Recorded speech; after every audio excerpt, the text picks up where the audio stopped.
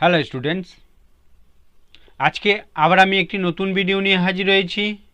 আজকে আলোচনা করব six semester DSE Bengali. DSE এটা হবে, এটা সি করা আছে, এটা হবে। ডিএসই বেঙ্গলি, ডিএসই বেঙ্গলির একটি প্রশ্ন, যেটি সতীনাথ ভাদুরী ছোট গল্প থেকে নেওয়া হয়েছে। ছোট গল্পের সতীনাথ ভাদুরীর লেখা ছোট গল্প থেকে নেওয়া। প্রশ্নটি কি বলছে? সতীনাথ ভাদুরীর চরণদাস এমএলএ, সতীনাথ ভাদুরীর চরণদাস এমএলএ গল্পটির বিষয় সংক্ষেপ আলোচনা করো। এ বিষয় নিয়ে আজকে আলোচনা করব।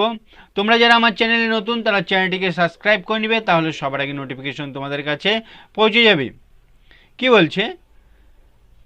গল্পের কেন্দ্রীয় চরিত্র, গল্পের যে কেন্দ্রীয় চরিত্র সে চরণদাস।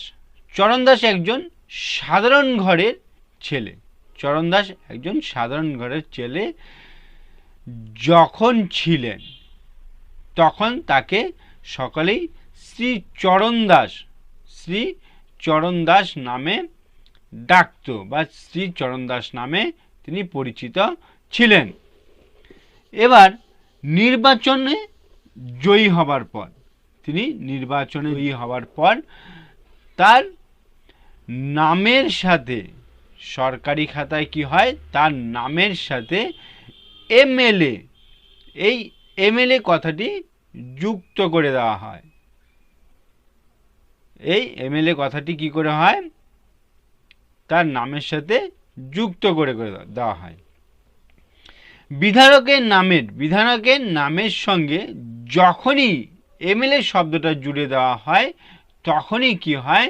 তার আচরণের, তার চরিত্রের, তার ব্যবহারের কিন্তু পরিবর্তন ঘটতে শুরু করে। কি বলছে?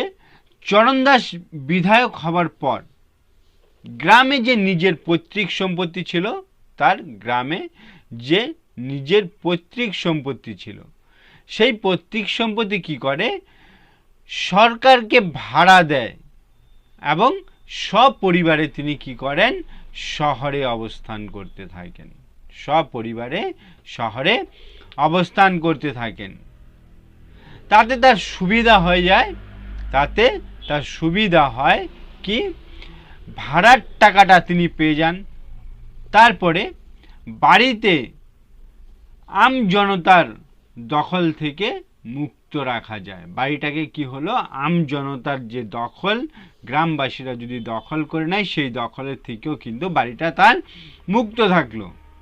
আর শহরে বাস করার ফলে কি হলো?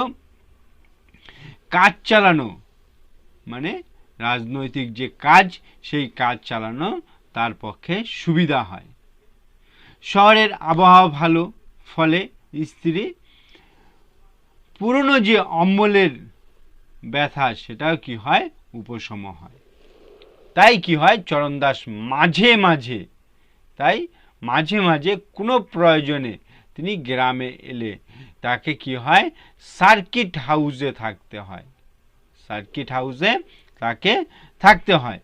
কিন্তু এবারে জনগণের কাজে এসেছেন তিনি। এবার কি করছে? জনগণের কাজে আসছেন। তিনি উঠেছেন পার্টি অফিসে। তিনি ভোটাধিকার চরণদাস হয়ে জয়ী হতে চান। চরণের দাস হয়েই কি হচ্ছিল?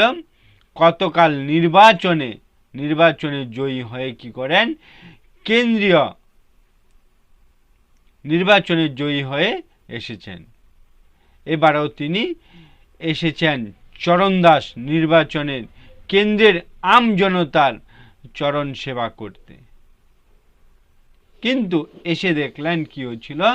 জনতার কাছে তার তেমন কদর নেই, তাকে কিন্তু সবাই এড়িয়ে চলছে।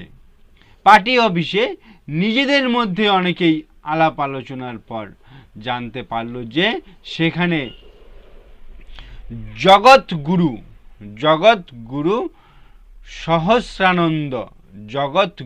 সহস্রানন্দের আশ্রম করেছে। তিনি সিদ্ধ পুরুষ। গ্রামস্থ সকলেই কি করে, তার বিশ্বস্ত গ্রহণ করে, তার শিষ্যত্ব গ্রহণ করে। গ্রামের সকলেই তার শিষ্যত্ব গ্রহণ করেছে। প্রতিটি মানুষের মধ্যে যে অনন্ত সম্ভাবনা বিদ্যমান জগৎগুরু এই কথাই কি করছিল, তার শিষ্য ও সেবকদের জানিয়ে তাদের মুখের বুলি ফুটিয়েছিল, তাদের জীবনের নতুন আশার আলো দেখিয়েছিল, তাদের জীবনের নতুন আশার আলো তিনি দেখিয়েছিলেন। এই পরিস্থিতিতে চরণদাস তিনি সিদ্ধান্ত নিয়েছিলেন যে সহস্রানন্দের চরণের দাস হয়েই তিনি কি করবেন, জনসংযোগ বাড়ানোর ব্যবস্থা করবেন। সেই মতে কি করছিল, স্বপরিষদ মানে তার নিজের দল বলের নিয়ে কি হলো, সহস্রানন্দের আশ্রমে উপস্থিত হলেন। তারপরে গুরুদেবের ঘরে দরজা বন্ধ, আর ভক্ত শিষ্যরা অসীম দুঃখে মৌন হয়ে আছেন। ভক্ত শিষ্যরা কি হচ্ছে, অসীম দুঃখে মৌন হয়ে আছেন।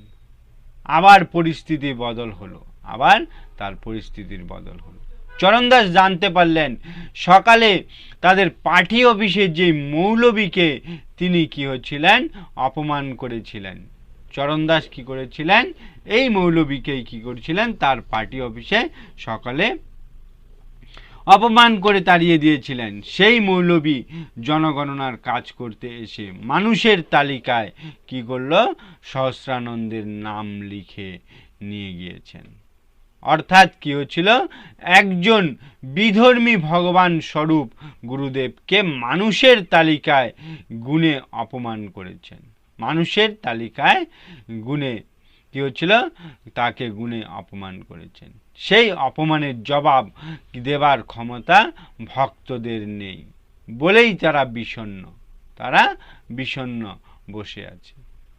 ফলে চরণদাসও সিদ্ধান্ত বদল করলেন। ফলে কি করলো, চরণদাস সিদ্ধান্ত বদল করে কি করলো, জনসংযোগ রক্ষা করতে এবার আর শ্রী গুরু চরণদাস হলে চলবে না।